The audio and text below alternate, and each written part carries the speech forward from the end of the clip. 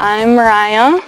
And I'm Logan. And this is Oliver. So we went with the color just random, just went to the store. I picked it out. Yeah, without my permission or opinion. But I like green, it's like my favorite color. The stain, I just tried to pick out a nice dark stain, thought it went well with the green, and at least I got that part right, I guess. Yeah, he did good, even though I didn't get a say in the color. So the deck, we actually just built it the other day because we knew this was coming up, and we thought we better have a better place to stand and try and get into the house instead of the makeshift steps we had before. We had some pretty janky steps that had been like cut and recut as we moved, so. Yeah, I built the steps all myself. Yeah, just took a few hours. Mainly took more time to stain it than it did everything else. So the construction of the house itself, I did everything. The only thing we didn't do ourselves was the charging of the air conditioner. Other than that, I did everything myself, just slowly over time. Timeline on the build, yeah, it took about 4 months. We started in July. We were living in it in mid-November. Yeah, he just did it like in his spare time with a full-time job, so I'm pretty impressed that he whipped it up in that short amount of time. Let's go check out the inside. So for the kitchen, basically the whole design was based around the fridge. We knew we were going to put the fridge in the corner, and then basically just made our measurements from there. We built all the cabinets ourselves. We did not put drawers on them, just regular cabinet doors. So just to save time and money, get everything done a little bit quicker. I had to have this sink. It was a must for me. So yeah, it's just like the IKEA apron front sink. It was only like $185, and usually You sure that's all it was? Yeah. I thought it was more than that. Well, after taxes and stuff, but okay. Yeah. So we got the countertops from Menards. If you're from the Midwest, you probably know what that is. It's great. They don't have them in Arizona, unfortunately. The cabinets themselves are all built out of 1/4-inch plywood, 1/2-inch plywood, and just simple 2x2s. There's not a whole lot to the construction of them. They're just simple.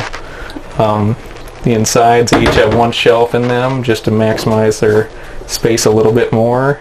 Yes. It is. I kind of wish we had drawers. Yeah. But with our timeline and budget, we just wanted to get it done, and so we just threw some doors on there that he made. So, I mean, it kind of gets unorganized, and stuff usually just gets chucked in there, and then it's just like a big pile, usually. I kind of would like to get just like the drawers where, like, when you open them up, there might be like a couple drawers that pull out, like the inside drawers, you know, but not anytime soon. It's not like dire that it needs to happen. Since that's kind of storage with the cabinets. So this was a must for me. I had Logan make these because I just really wanted some extra storage, and I wanted to utilize all this space up here. So we have 6 of these, and they really come in handy. I think I copied it from somebody else's house that I saw, maybe on like a TV show or something. But yeah, they really come in handy. I don't know where we would put any of this stuff if we didn't have them. Yeah, if we didn't have these, I don't know what you'd call them, the ceiling storage cabinets, we wouldn't have enough space in here for all our food and stuff. It really adds up just a little bit. You can get up in there. Yeah. So when we were driving, we did have to secure these. Cannot remember the specific way we did, but none of them fell when we were traveling. Yeah. So that Thousands was of miles, and none of them fell. So that was the main thing that mattered to us, was that none of them fell down. I like to bake, so I wanted a pretty big oven. This thing can fit like a 9x13 pan, so it's plenty big. And then we have just this like griddle thing to cook on. And then we also have a Instant Pot pressure cooker back there, so that's really all you need. So for with power, we're definitely not off-grid when we're powering something like this. We don't have any batteries or anything, and I wish. Even if we plug in just the oven and that griddle, we have 20 amp breakers on everything, and they'll trip that no problem and within a few seconds. We're definitely not off-grid with these appliances. Yeah. We're currently at an RV park. Maybe someday we'd like to dive a little deeper into the off-grid electric, but the house currently is too, if we were to add solar panels, it would be too tall within our limits to go down the road, so we'll just have to wait till we get some land or something. yeah, for now we don't have the capabilities to put solar panels on it. But once we find a permanent spot, possibly we could put solar panels around it and have a big battery bank, and all possibilities maybe someday. Oh yeah, I baked like a Thanksgiving feast without a problem. So it was all good. So this cutting board we actually just got from IKEA. It's just like meant for the sink, and I figured it would be pretty helpful to have extra space for chopping. Yeah, it's come in handy. We cook in here like every day. If we had the budget to eat out, I would go eat out every day. We have to cook in here. Yeah. I guess I do. Yeah. You're not really a cook. Mariah does the majority of the cooking, so yeah, that's on her. I like to get stuff from bulk bins, so, and I just think this looks nice. I don't know. So I just had Logan build me shelves that would fit these jars on the top. And then we still have plenty shelving for like our cups and plates and bowls, so we actually, like, we don't need this many plates. This is kind of ridiculous. We could get rid of them. They're mainly just 3/4 inch black steel piping. I think there's just 4 pieces on each of them. There's a 1x10 piece of pine. We stained it, just screwed to that. And I think Mariah came up with the idea. No, Pinterest. Okay. Yeah. Pinterest came up with the idea for Mariah, and Mariah gave me the idea, and I put it into action, I suppose. The only downside to them is these flanges are not cheap. The part that bolts to the wall, they're like $5 a piece. And we have them like everywhere around here, yeah. So it kind of added up. But actually our town, this stuff, like they were not selling it for that expensive. Well, they were selling it for the actual purpose. Well, yeah. But there were stores that were selling those flanges for over $8 a piece in town, so they're not cheap to come by most of the time. So the black piping using for your shelving, I mean, it's very aesthetically pleasing, but price-wise, it's very expensive. Yeah. I think the prices of these have gone up just mainly because of Pinterest, and everybody wants that like cool industrial look, so I think they're kind of taking advantage of that and jacking up the prices. So for the trim around our windows, we had a lot of barn wood donated by a family member, and the part around the window on the outside is the battens that went in between each individual piece of barn wood. And then for the window jamb extension, those were just the original pieces of actual barn wood. We just ripped them down. They were scraps from the ceiling, actually. So basically we were just utilizing as much as the barn wood as possible. And for the windows themselves, they are double pane, and they are filled with argon, and they're actually tempered glass, so they were very expensive windows. We probably could have got away with just standard glass windows, but we figured you might as well just have a little bit of extra strength there, yeah, going down the road. We knew we were going to be moving it across the country, so we just didn't want any broken windows on the trip. This lighting is almost a little bit excessive. I mean, it's a lot.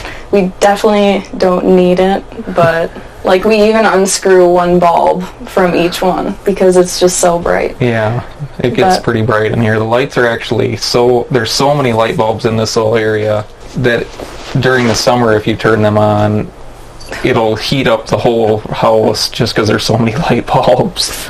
So we can't leave them on too long in the summer, actually, with all of them screwed in. This table, we thought we were going to use it a lot. It's just like an IKEA one that pops down.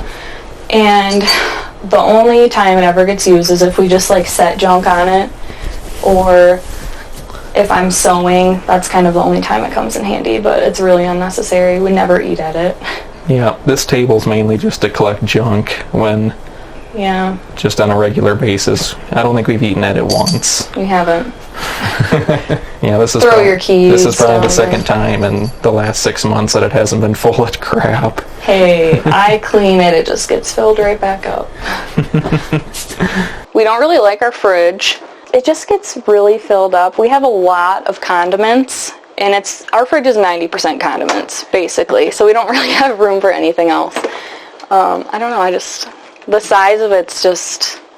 Yeah, if we could go back, and if we weren't so limited by our budget, I'd say we definitely would have went just a little bit bigger on the fridge. And we totally could have. Yeah, we definitely have the space to get a slightly bigger fridge, but then if it's any taller, we probably won't have any room for the appliances we put on it. Yeah, I guess. So, yeah, it was pretty much just limited by our budget at the time. Yeah. Just getting in here as fast as possible. I mean, some people have like mini fridges. I don't know how they do it. I couldn't do that. We're foodies. We have a lot, and it's just going to take some getting used to having a smaller fridge, because we had a pretty big one at our big house. These steps were my idea.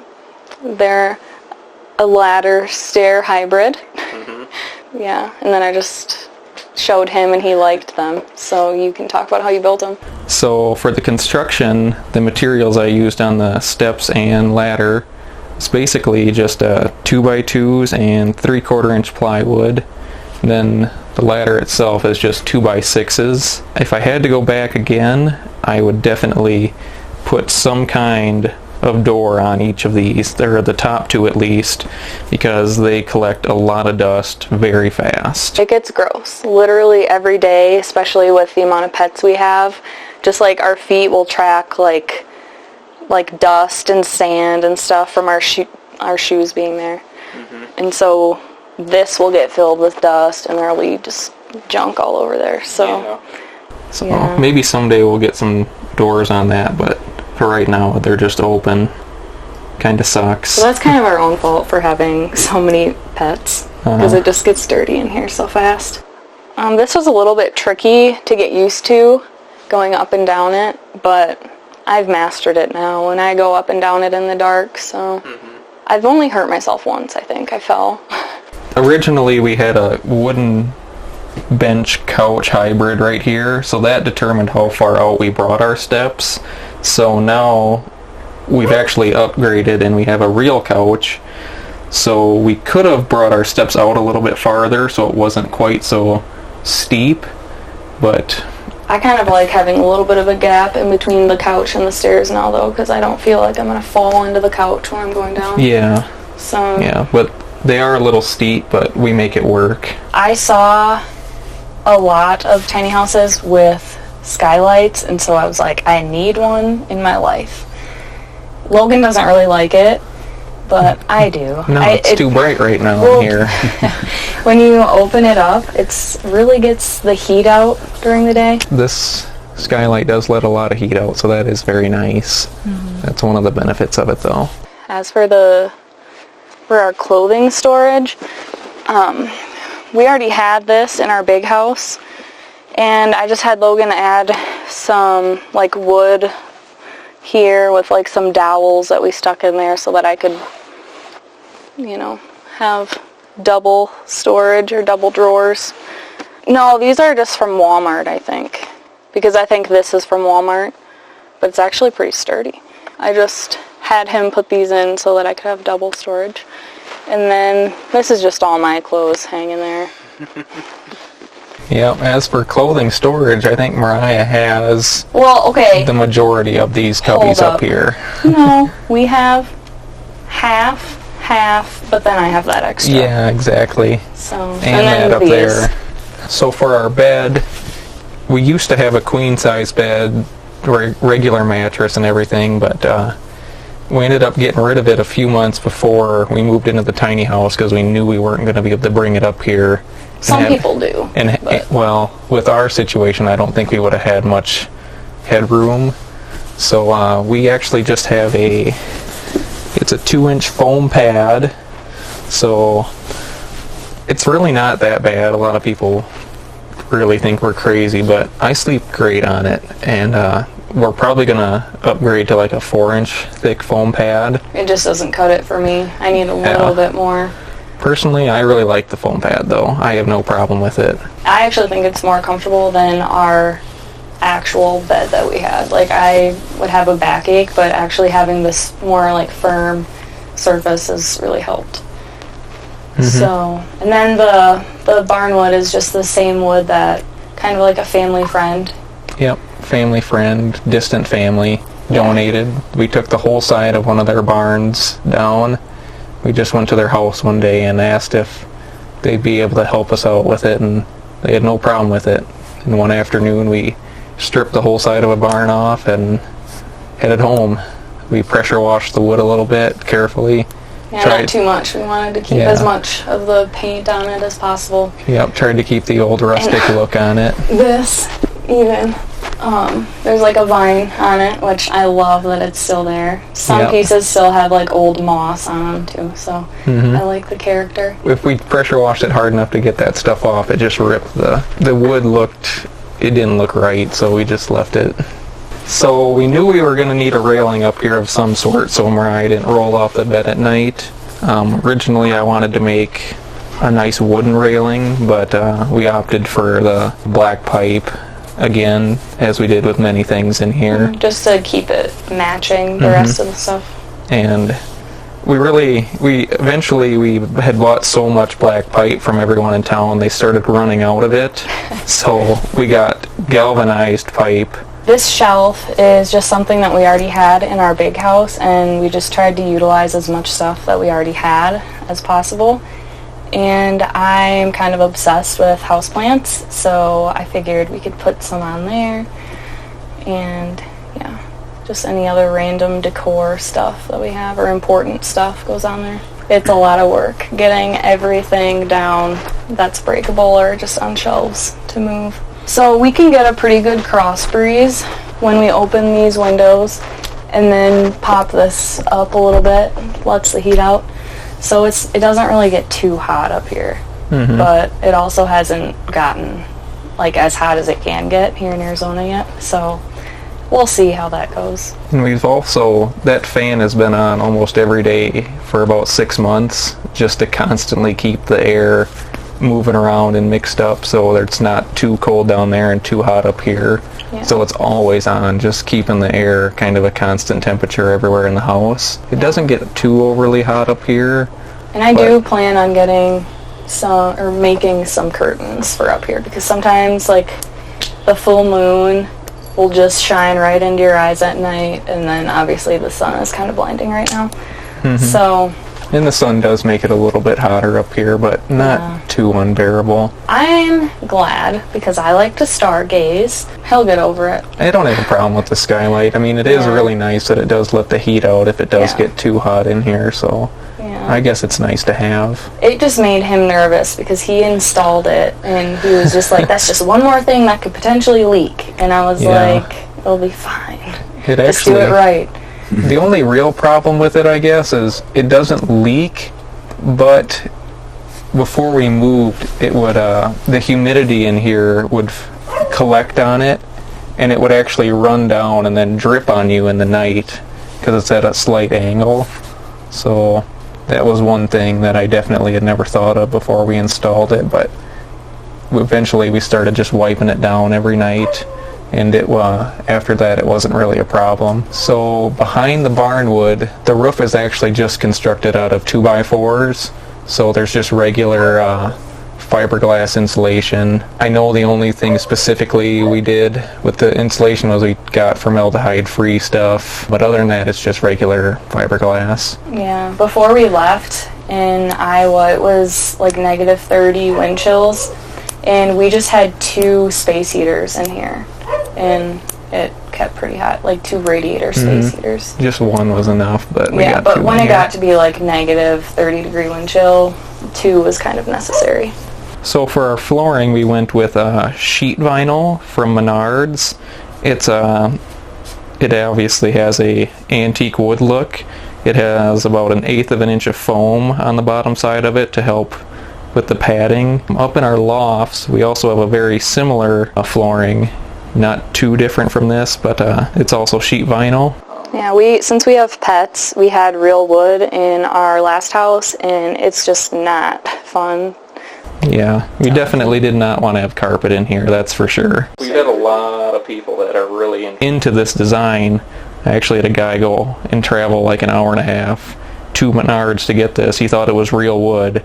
And I'm like, he called me and he was like, where's this stuff at? And I'm like, it's right on the vinyl roll, just get it. And he's like, oh, I thought it was real wood.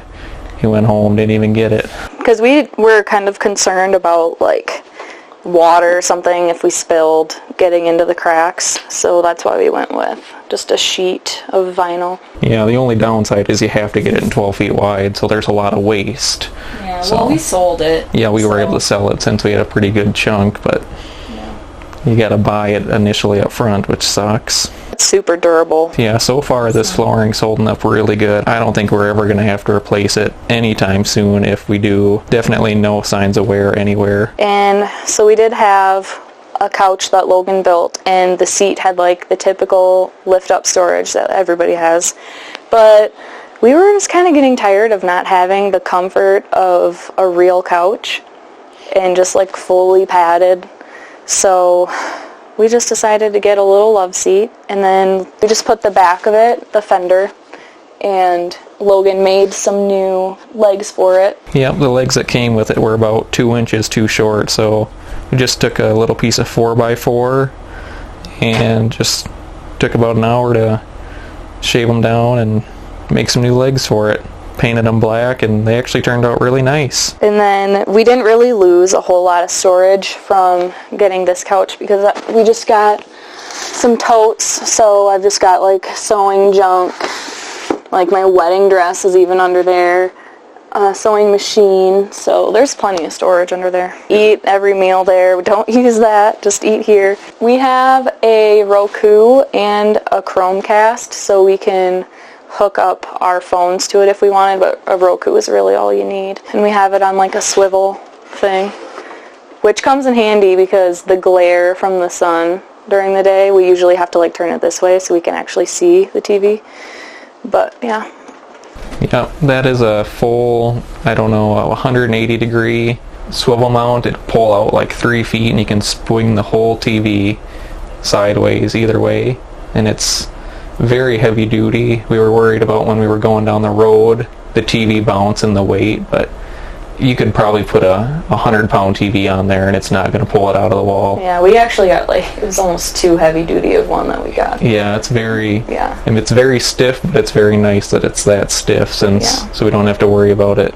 Not really extra support or anything, just kind of planned out the outlets and stuff there, but yeah, we definitely knew the TV was going to go right there. Yeah, the TV definitely plays like a vital role in our everyday lives and just for TV. No, yeah, we watch a lot of TV actually. Too much actually. We need something to do while we're sitting here just relaxing after work, so yeah, if we didn't have this TV in here, I don't know what we'd be doing after work to relax, so. Yeah, we don't know anybody here yet, so we're just TV watching loners for right now. This I got from TJ Maxx, so obviously you probably wouldn't be able to find it, or Home Goods, I guess.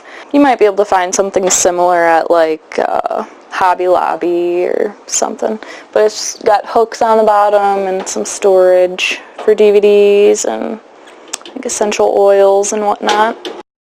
So this is how we gain access to our second loft. These are just a 3/4 inch black steel pipe. They're each held in with 8 1-inch long screws. They're only going into 1/2 inch plywood, but I've had people that are about 300 pounds step on all these rungs and they have not pulled out yet. They're actually holding up really well. They're a little bit painful on your feet, but since we don't go up there a whole lot, it's not really a big issue for us. Yeah, so this is where we have to keep the cat food, otherwise the dog would eat it all. So the cat food and their little scratching post is just up here in this corner. And actually this loft is a little bit shorter than that one because we have a clawfoot tub, so we had to count for the feet in it so we'd be able to stand up in the shower. So it's a little bit lower up in this one, but we don't use it that much, so it doesn't really matter. Well, we kind of just got it situated so that like I can use it now, because before there was just like junk. We had a filing cabinet up here.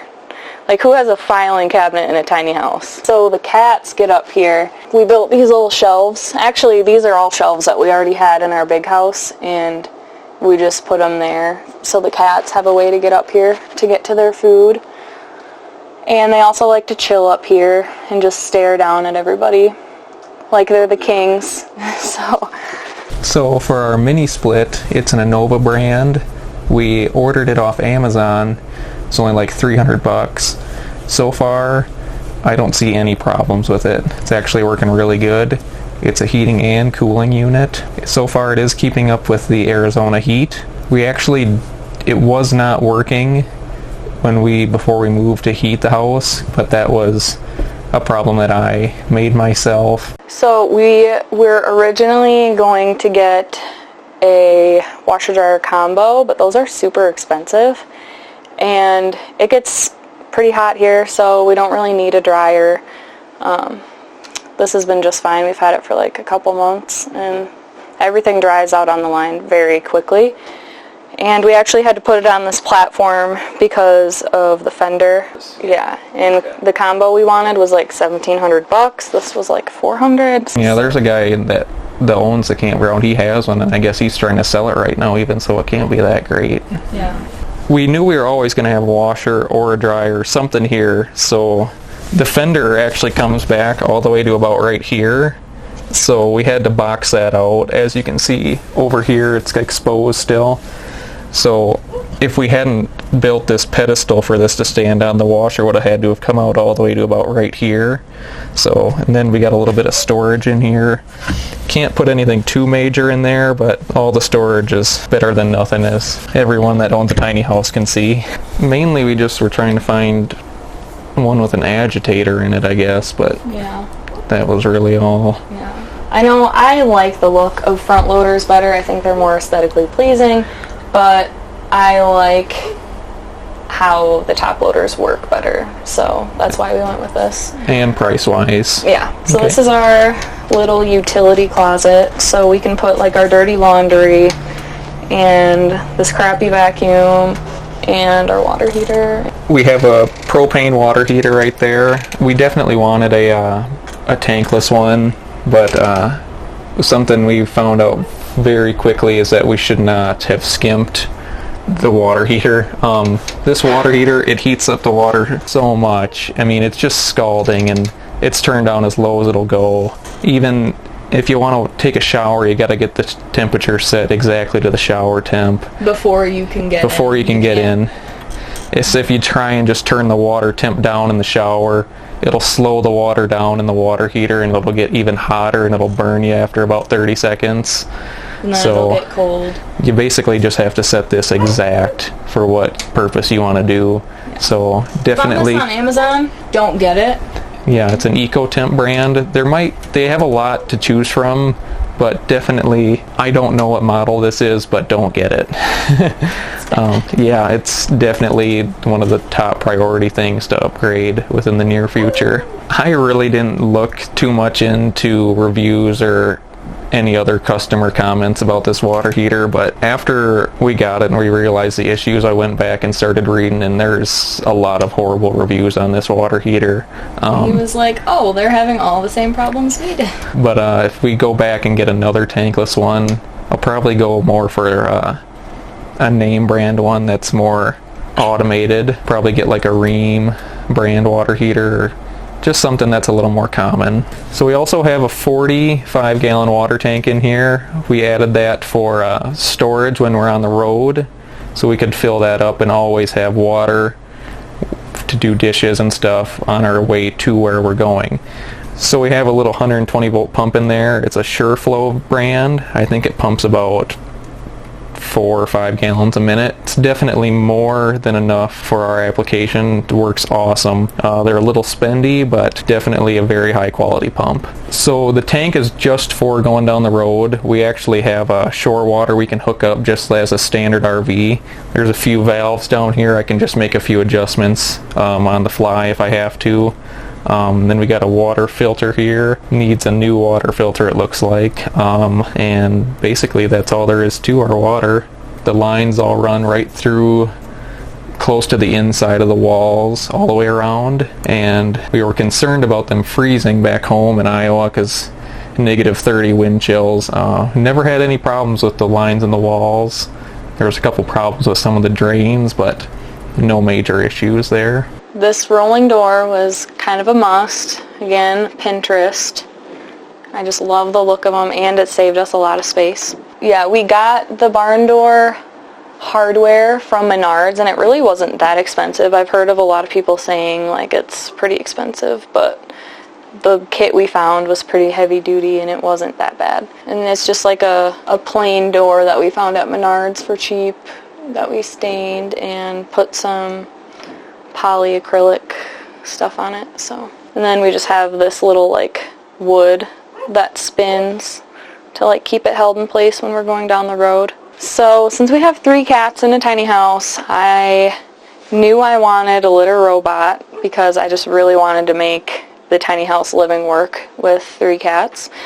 And I knew that the litter box would kind of like make or break the tiny house living situation. And I know a lot of people probably think that thing is huge, what a big waste of space, but I love it.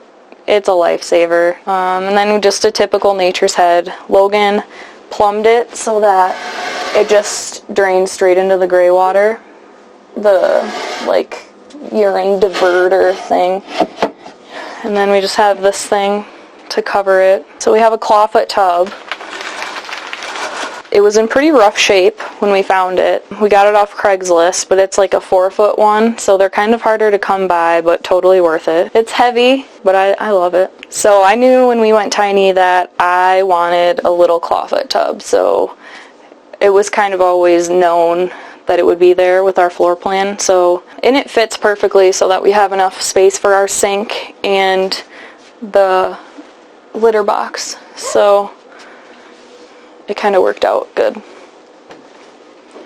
But yeah, and then the plumbing pipes are used for the shower curtain thing too. So Logan just used one of these thingies and just mounted it up here, and so we can both fit like our heads underneath, I guess. Logan's a little taller, so it's like pretty much his head is like to the thing. I just got water dripping on me. But yeah, it fits well. Yeah, and it's got the curved back, so it's actually comfortable to lay in. I like to take baths, so I like to every once in a while, I guess. But it's also good just for giving the dog a bath too. And the cats, they like to hide behind the tub, and they like to walk on it. As you can see, they're little dirty paw prints, but yeah. So I guess now we're done with the inside. We can go check out the outside of the house. Show you guys around. I'll open this up so the cats can get out there. So when we chose this specific trailer, there was a few things that I really wanted. It had to be 8.5 feet wide just to maximize the width of the house, and I wanted drive-over fenders, which is, they don't really pertain to this, but they're just a heavier duty fender, so that when I built over the fenders, they weren't going to collapse or anything. They were going to be able to support the weight of the walls without any extra reinforcement. But other than that, it's really just a standard trailer. It's 24 feet long. So as for pulling it down the road, it's really not that bad. Backing it into a tight space. Length isn't really a problem, but the height, getting it in and around trees, is a big issue. We had to trim a few branches to get it back into this specific spot, but other than that, I mean, it handles pretty well going down the road for the length of it. Yeah, really no big complaints there. This is just where we hang up all of our laundry, and we actually, like when we got here, the previous renters, they made like a big privacy fence, which was actually kind of nice, but it wasn't like built that well, and the winds got kind of crazy here and destroyed it. But I actually kind of like it more now. Mm-hmm. It's nice and open. And we were just able to utilize these 2x2s that they had already pounded in the ground, so yeah, that worked out really nice for our clothesline here. Mm-hmm. They were just part of the original privacy fence. So up here we have a little bit of storage. A lot of people like to utilize that on their tiny house. Just put a little shed on the tongue of the trailer. I just put some propane tanks in there. And there's also a little shelf up here, but not really utilizing it right now. Definitely saved a lot of space going down the road. We were able to put a lot of tools in there since we don't have a garage anymore, but now we've transitioned them into our shed over there. Yeah, this little thing made a lot of space for us going down the road. So the propane, these are just 20-pound cylinders, and since we're only powering our water heater with it, they last about 3 weeks each. I'm actually looking into getting maybe some 30 or even 40-pound cylinders just so I don't have to make so many trips every now and then. But for right now, they're definitely working pretty good for us. Our cats were kind of starting to get a little bit stir crazy. I decided we were going to build this. I kind of had to talk Logan into it. Yeah, we just found some random logs from the woods around here and made little things for them to climb on. They love it. The only bad part is Wayne likes to roll around in the dirt and dust, and then he'll come inside, and our house has never been dirtier. But they love it, so it's worth it. So we usually open the window like in the morning so they can just chill outside whenever they want all day, and then at night we have to shut it. We're probably going to get like a cat door to shove into the window though, because obviously it's getting hot here, so we need to run the AC and we can't have that window open all day anymore, but it was worth it, I think. They love it. We figured this was a good temporary solution because once we have a property somewhere, I'd like to have it fenced in. It's like cat-proof it, basically, so this will just work for now because I want them to be able to be outside because obviously keeping them cooped up in a tiny house isn't cool, so for them, yeah. There's that where the lines for the mini split run through there, so you can kind of see why it was so difficult to run them at such a tight bends without flare fittings. Very tight tolerances there, making those fit through there without any seams in them, but we got it eventually. So this is the compressor for our mini split. It heats and cools and everything. Really not a whole lot to say about this. We did get some brackets for it. If you're gonna mount it like this, don't go cheap on the brackets. All the hardware that came with the brackets themselves was just junk. We had to go buy all new bolts and stuff. They were as soft as plastic. We just had to go get all new stuff for it, which if your time is valuable, it's definitely worth it to spend the extra couple dollars. So we did all the wiring ourselves, and this is just outdoor conduit that's flexible. This is the line running inside to the mini split supplying the power. Then we just got the other one running down to this little shut-off. Yeah, they didn't supply any of that, but really it's pretty cheap stuff. I mean, it's not going to break the bank. And we just got our lines over here for the heating and cooling side of it. This right here is the vent for the composting toilet. It doesn't really stink all that bad, just mainly smells like musty dirt, but that's what that is there. Then we have our satellite thing, but it doesn't even work. It doesn't work here.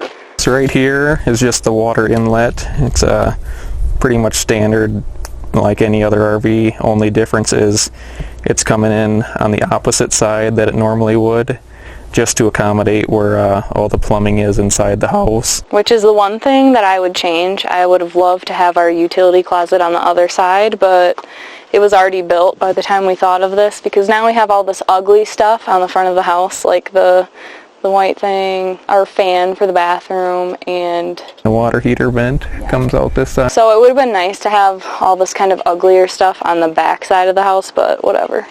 Yeah, it's not a huge deal. Yeah. We also have just a hot and cold faucet out here. That was for our original laundry setup. Yeah, we used a hand crank Wonder Washer, a spin dryer for the first couple months, which is a lot of work, a lot of time. I mean, it worked, and if you like live in an RV or something, it's definitely a good alternative, but we definitely wanted a real washing machine. So for the siding, we went with LP Smart Side. I think it's about 3/8 of an inch thick. It actually doesn't have anything behind it. This is just nailed right to the studs. You can get it with a foil back. House wrap. It does have a house wrap behind it, but there is no other plywood behind it. And then it's just the insulation right to that. Yeah. I wouldn't recommend it if you're going to be living in a cold climate. I don't know if it has anything to do with that, but the only issue we've run into with this so far, I can't say it's from this siding or the setup we did. The walls are only 4 inches thick, And so there's not a whole lot of insulation between there. So in the winter, when it was 20 degrees below and it's 70 degrees inside, it's a 90-degree difference. There was condensation forming on the inside of this wall, and it was getting the insulation wet. So definitely something to think about when you're constructing your walls. But at this point, I think the heat's pretty much just baked all the last little bits of water out of the walls, and it's not really an issue at this point. But definitely was an issue back home before we moved. Stressed in Iowa. Did a lot of dehumidifier running when It we basically ran nonstop. Mhm. So